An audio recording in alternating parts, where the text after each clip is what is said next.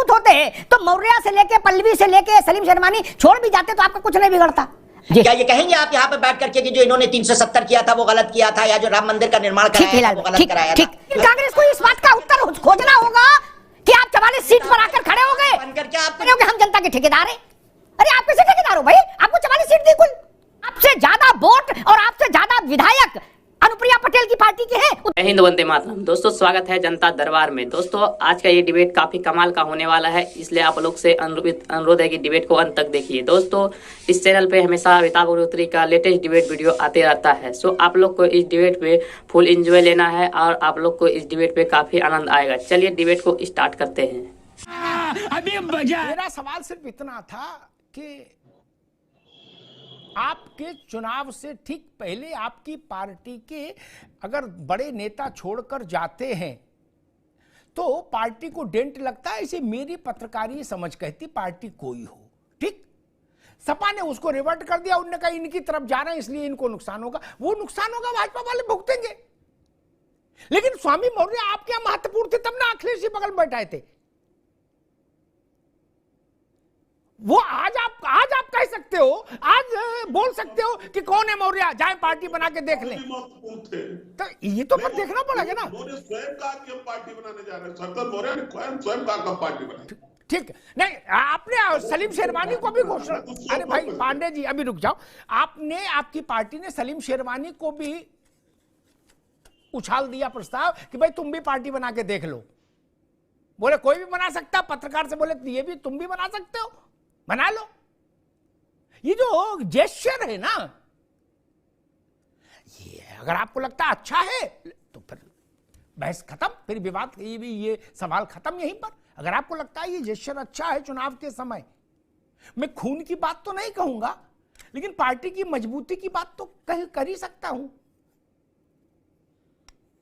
अगर आप बहुत मजबूत होते हैं तो मौर्य से लेके पल्लवी से लेके सलीम शेरवानी छोड़ भी जाते तो आपका कुछ नहीं बिगड़ता। ऐसा तो है नहीं, ऐसा तो नहीं है ना। इसलिए खैर हिलाल लखवी साहब, लोकतंत्र में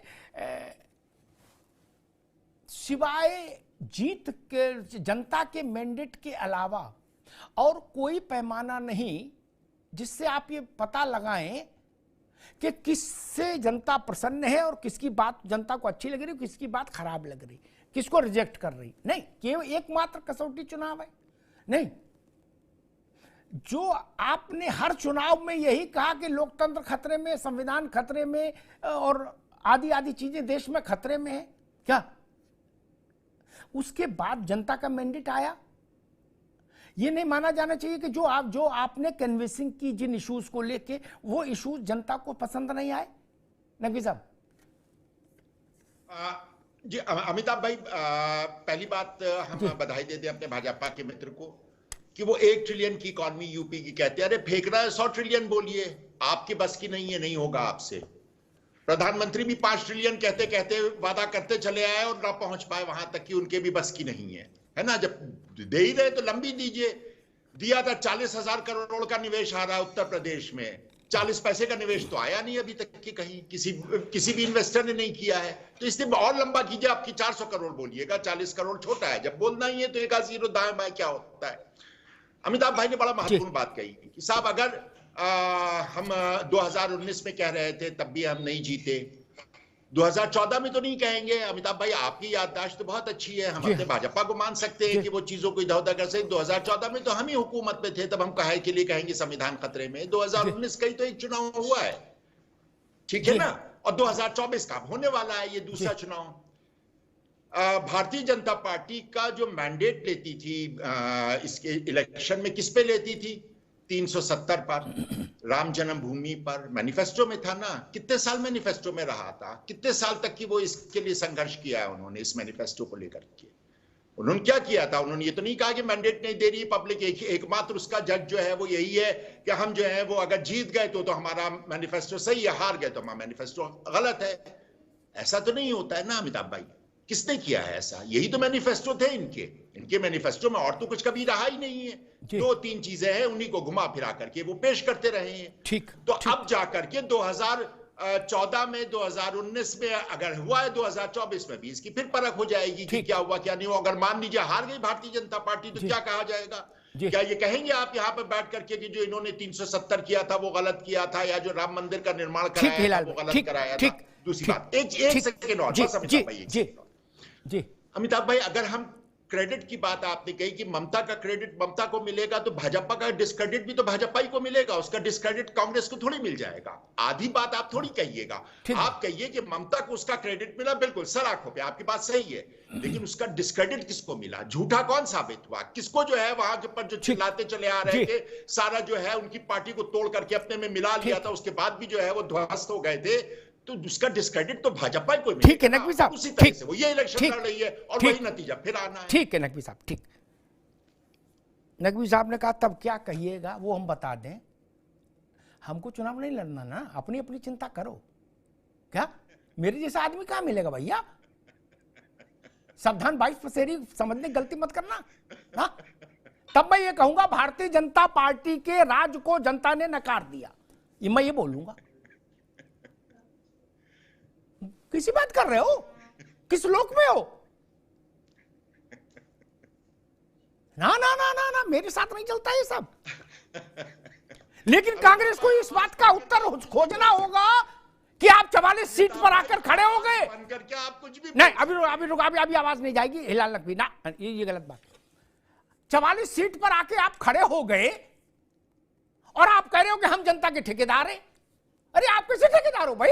आपको 44 सीट दी कुल, 415 चलते चलते 44 पर आ गए।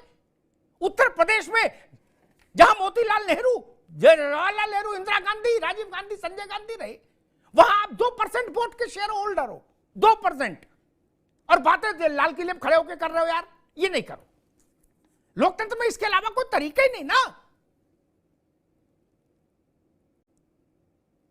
गजब बात कर रहे हैं। अगर अखिलेश यादव के पास 32% 33% वोट है और आपके पास 2% है, तो आप और अखिलेश यादव को एक तराजू कैसे तोल दूंगा मैं तो नहीं तोल सकता।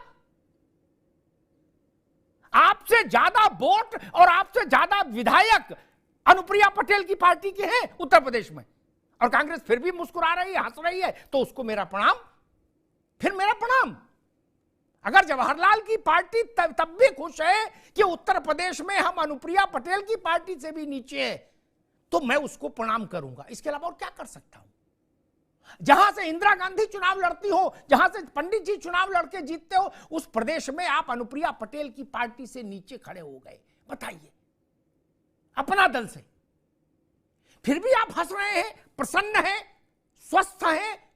ईश्वर की आप पर बड़ी कृपा है। फिर तो कांग्रेस को फिर तो भाई कोई दिक्कत नहीं। अगर आप वीतरागी हो गए, विधेय हो गए, लेकिन मैं नपना नहीं बदल सकता। मेरे लिए नपना एक ही है, जनता ने आपको आशीष दिया कि नहीं। नावेशी को लोकतंत्र में इसके अलावा कोई दूसरा नपना हो सकता है क्या? बोले नहीं, हमारे वोट 2% आए, लेकिन हम जनता हमको बहुत प्यार कर रही है, हमारी सारी बातें सही है, तो कैसे मान। तो इस जनता दरबार में का वीडियो आप लोग को कैसी लगी? अगर अच्छी लगी तो एक लाइक एंड चैनल को सब्सक्राइब कीजिए, और साथ में आप लोग कमेंट बॉक्स में अपनी राय जरूर बताइए। चलिए मिलते हैं कोई नेक्स्ट डिबेट में, तब तक के लिए जय हिंद, जय भारत, वंदे मातरम।